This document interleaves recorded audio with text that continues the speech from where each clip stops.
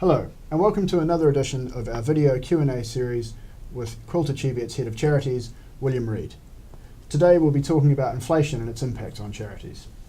William, thanks for joining us. Thank you. So what does the current inflation outlook mean for charities, generally speaking? Well, I think actually that's an interesting question, and I think also it's trying to put it also into the historical context of what inflation or where inflation has been and the challenges it can pose. So I think we've come from an era where actually we've all got used to really inflation or even deflation, inflation being low or deflation being present, and therefore in a way we've been suckered into a period where it's not really been an issue or something to consider.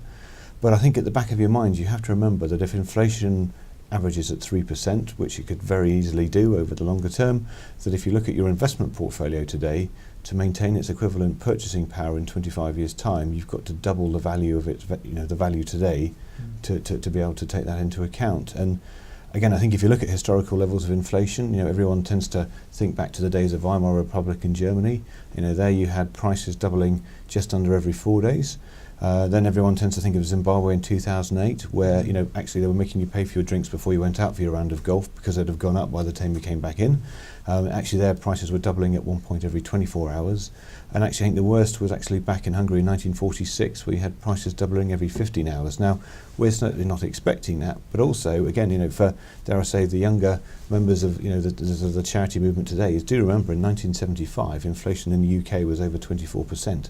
Now, we're certainly not advocating at Quilter Cheviot inflation is going to hit those dizzy heights, but at 3%, again, it is something you need to be mindful and aware of, and also think about what the rate is that affects your own charity.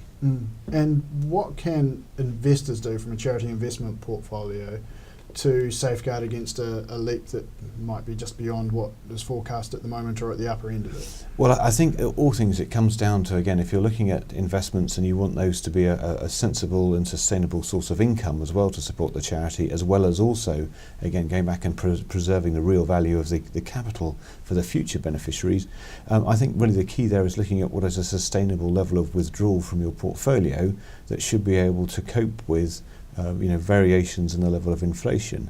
Now, again, a very relatively short period to go back and look at, but if you say you went back to 2004 and you look at since then the average return of the charity portfolio has had through the number of the charitable surveys which are out there, if you say, well, okay, if I took out 3.5% on day one and I was going to take out 3.5% of the value of the portfolio each year, what does that mean?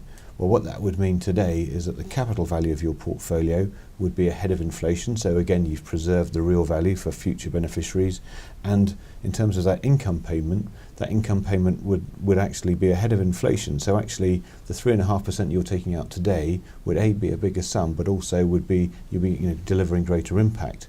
Now, as soon as you start tending towards, say, a 5% withdrawal, two things happen. What you find is that actually at 5%, actually the capital value is probably on the money in terms of in line with inflation. So you've just ticked the box there into preserving the value there.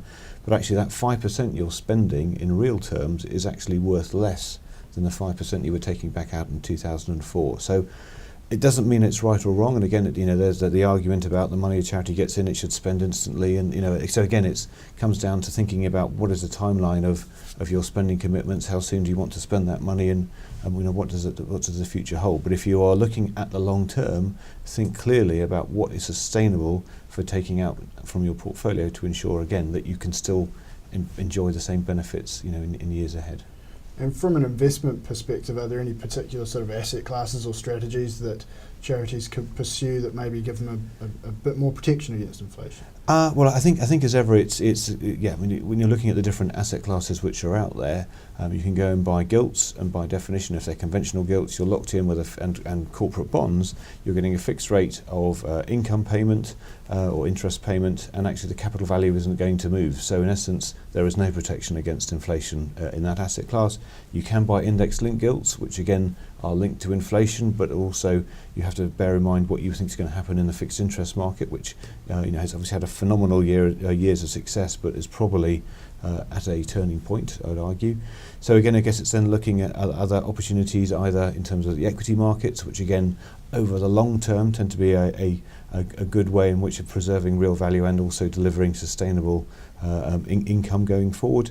And then really, I guess, if you're looking at some of the alternatives, so whether it's specialist property funds or property, and or some of the infrastructure funds, and looking again at their return profile. Some will have index-linked guaranteed returns, so some of the solar projects, for example. Other things such as ground rent funds or some of the other property funds that will have a number of their rents which are either index-linked or upward only. So there are different ways of spreading that risk, but at the same time, don't go and buy an income maybe that looks too high, because actually that may be a tougher challenge to maintain in real terms, which again, it's looking at not just the here and now today, it's thinking about, I want to be able to budget and rely on this income in the years ahead. Thank you, William. Thank you. Look out for further editions in our Q&A series with Quilter Cheviot, where we'll cover some of the other key issues facing charities, including the diversification of income and the cost of investment management. Thank you for watching.